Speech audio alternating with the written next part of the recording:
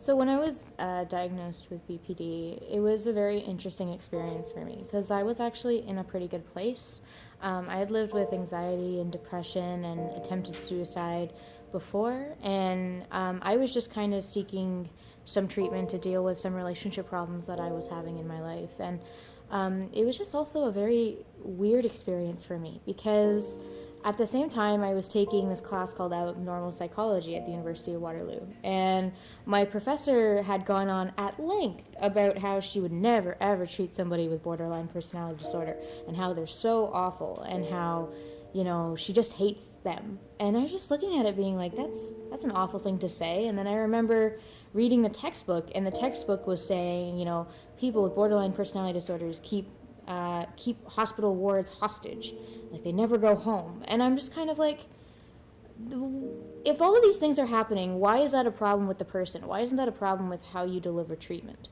Like, clearly you don't know how to help these people. And I don't think that's their problem. I think that's the education system for mental health care providers' problem.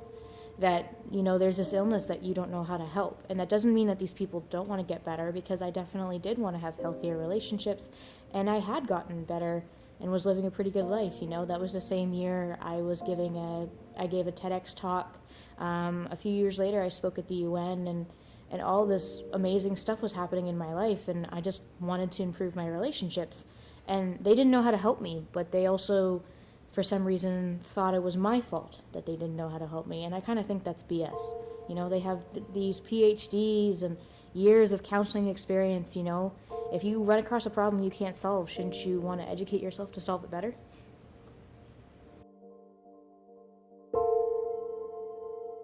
So when I think about my BPD diagnosis, and I think about what misconception bothers me the most, I think it's actually that we're just overly sensitive or overly emotional.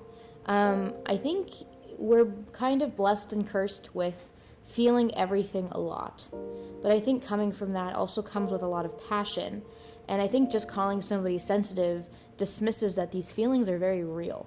And they're very real to us. And I think that misconception of, well, you're just sensitive, actually really hurt me, because for a long time I didn't trust my feelings.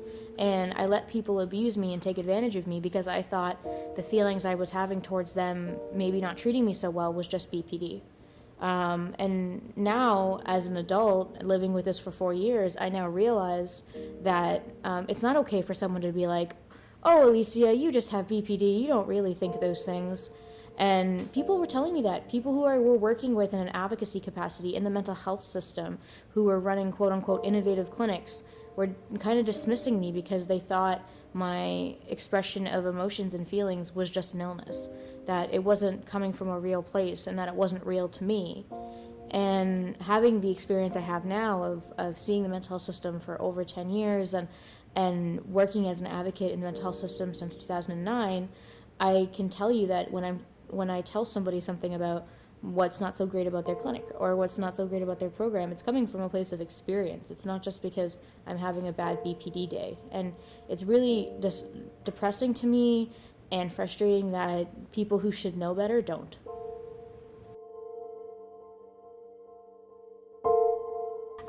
So when I was not doing so well and living with anxiety and depression and borderline and not doing so well in terms of thinking about suicide and that kind of stuff, like, I would self-harm because I wanted an external feeling to break up the internal turmoil that I was feeling.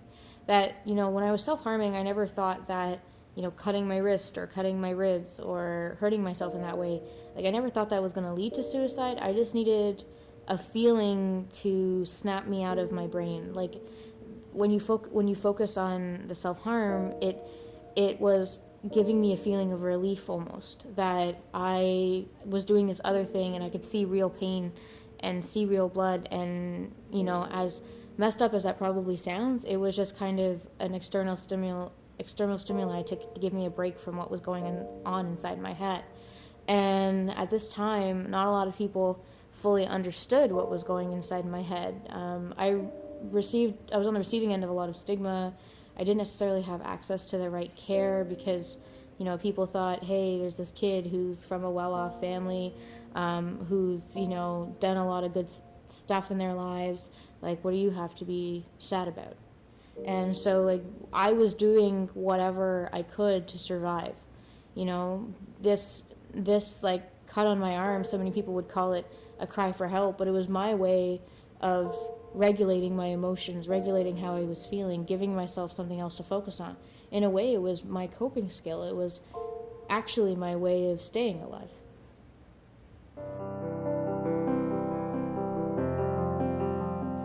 So this is a tattoo I got for my mental health journey, and it says, I am enough and that is revolutionary. And so for me, I lived a lot with not feeling like I was enough, you know, smart enough, pretty enough, tall enough, skinny enough, all that kind of stuff.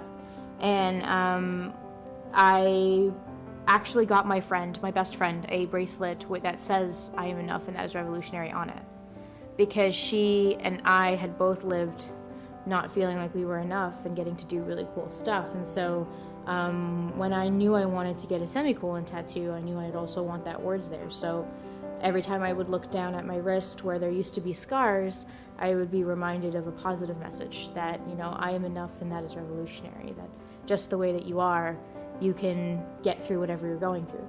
And at the end of the tattoo, it has a semicolon. And what semicolon stands for is for people whose lives should have ended but didn't. And it's a reminder to me that I could have not been here. And that it's such a beautiful gift that I am here. And that all of this luck and interesting people came into my life at the right time to make sure that I could be here.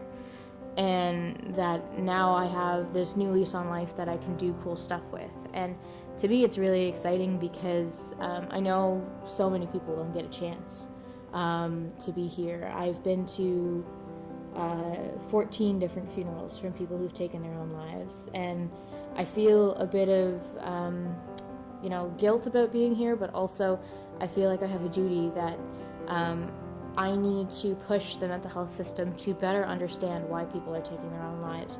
Not to blame the people that do, but to understand what can we do to have saved them.